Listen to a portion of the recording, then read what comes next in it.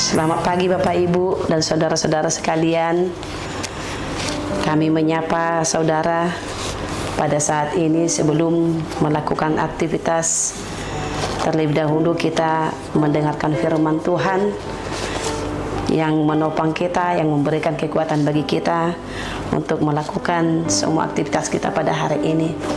Terlebih dahulu kita berdoa. Terima kasih Tuhan atas segala berkat yang Kau berikan kepada kami hingga kami sampai hidup pada hari ini untuk bersyukur atas segala berkat yang Kau berikan bagi kami. Untuk memulai aktivitas kami Tuhan, terlebih dahulu kami mendengarkan firman-Mu. Kiranya Roh Kudus-Mu yang selalu menyertai kami. Dalam nama Tuhan Yesus Kristus. Amin. Firman Tuhan bagi kita pada hari ini tertulis dalam kitab Markus pasal 5 ayat 19. Demikian bunyi firman Tuhan. Yesus tidak memperkenankannya, tetapi ia berkata kepada orang itu, "Pulanglah ke rumahmu, kepada orang-orang sekampungmu, dan beritahukanlah kepada mereka segala sesuatu yang telah diperbuat oleh Tuhan atasmu dan bagaimana ia telah mengasihi engkau." Bapak Ibu saudara-saudara yang kasih oleh Tuhan kita Yesus Kristus, nats ini merupakan penggalan dari kisah nyata yang sangat menarik yang tertulis dalam kitab Markus 5 ayat 1 sampai 20.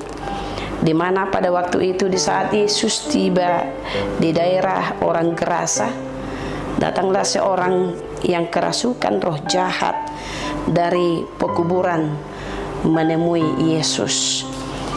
Orang itu bukan hanya kerasukan satu atau dua roh jahat, tetapi lebih. Untuk itu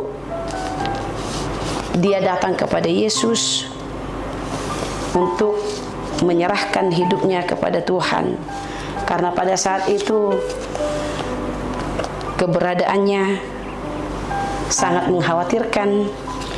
Dia berteriak-teriak siang dan malam layaknya seperti orang gila, dan tidak ada satu orang pun yang bisa menjinakkannya. Tidak ada satu orang pun yang bisa menyembuhkannya kecuali Tuhan Yesus. Orang tersebut berjumpa dengan Tuhan Yesus, kemudian menghardik roh jahat itu supaya keluar dari orang yang dirasukinya.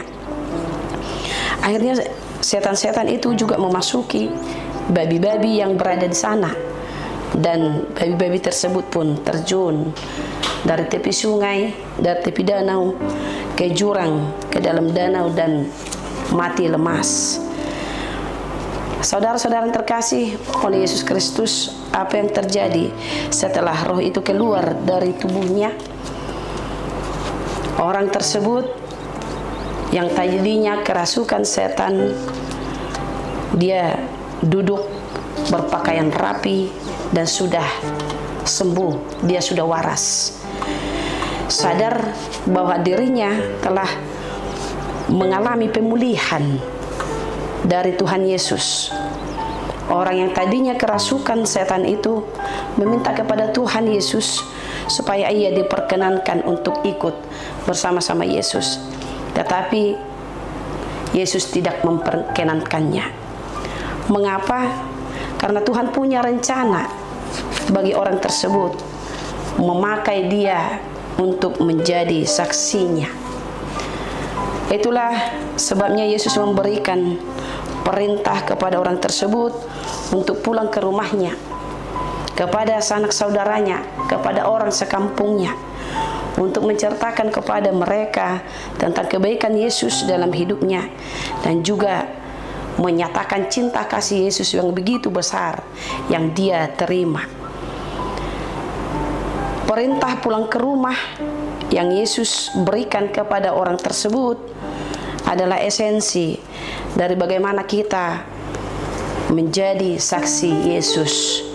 Saudara-saudara yang terkasih, banyak orang yang tidak mau atau enggan menjadi saksi Yesus, yang mau setiap harinya memberitakan tentang besarnya kasih dan karunia dan juga kuasa Tuhan itu dalam setiap hidup mereka.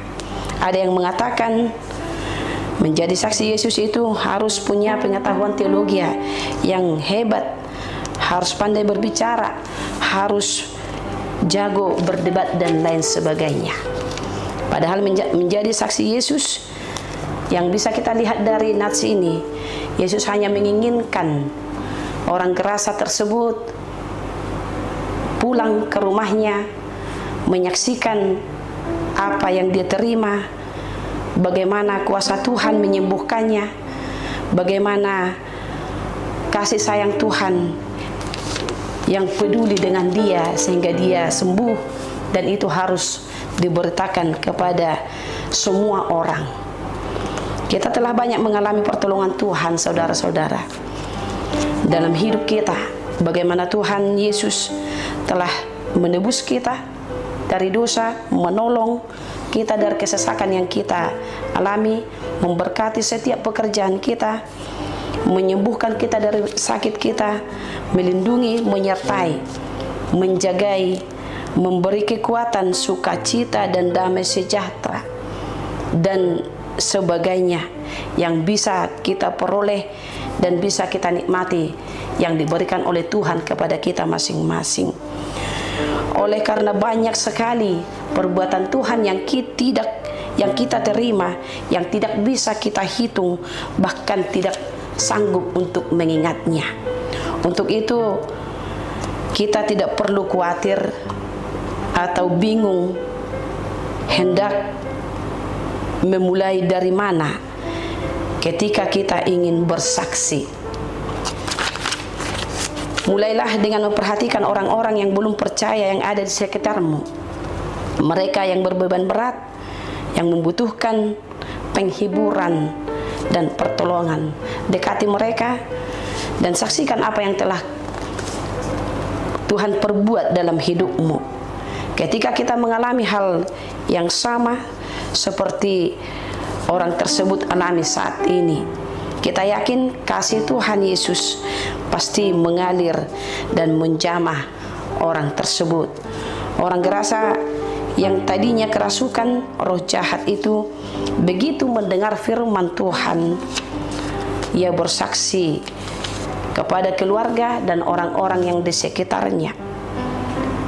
Dia taat dan melakukan apa yang diperintahkan oleh Tuhan Yesus kepada dia.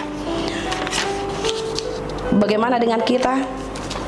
Apakah kita sudah menjadi saksi dan memberitakan segala apa yang kita telah terima atas perbuatan Tuhan dalam hidup kita? Bagaimana Dia telah menyelamatkan kita, melakukan banyak kebaikan dalam hidup kita? Karena itu, marilah kita taat dan setia serta melakukan apa yang Tuhan Yesus perintahkan. Jadilah saksi-saksi Tuhan dan menceritakan kebaikan serta kasih sayangnya yang begitu besar dalam kehidupan kita dan kepada semua orang, sehingga banyak orang yang percaya kepada Yesus dan nama Yesus termuliakan. Saudara-saudara yang terkasih, mari kita berangkat melakukan segala aktivitas kita pada pagi hari ini. Melalui pekerjaan kita, melalui semua aktivitas kita, jadilah saksi Tuhan, jadilah orang-orang yang taat dan setia dan memberitakan firman Tuhan melalui kehidupan yang kamu alami, yang kamu hadapi saat ini, karena Tuhan begitu peduli dengan kamu. Amin. Kita berdoa. Terima kasih Tuhan, firman-Mu yang kami dengarkan pada saat ini mampu menyegarkan hati kami, mampu menyemangati kami dalam melakukan aktivitas kami mulai pagi hari ini hingga mengakhirinya nanti sore ataupun nanti malam. Tuhan, pada saat ini kami serahkan hidup kami seluruhnya hanya ke dalam tangan Tuhan. Kuatkan kami, hibur kami di saat kami mengalami berbagai macam perkara persoalan hidup. Kuatkan kami Tuhan untuk selalu mampu melawan kedagingan kami, dan ikut serta mengerti akan firman-Mu, taat dan setia melakukan perintah-Mu. Karena Tuhan sudah berkarya dalam hidup kami, membebaskan kami dari segala kepenatan kami, memberikan penghiburan di saat kami membutuhkannya. Untuk itu kami serahkan hidup kami sepenuhnya hanya ke dalam tangan Tuhan. Kiranya di dalam nama anak-Mu Tuhan Yesus Kristus kami memperoleh kebahagiaan dan sukacita. Kasih karunia Allah Bapa dan persekutuan Roh Kudus kiranya menyertai kita hari ini dan untuk selama-lamanya. Amin.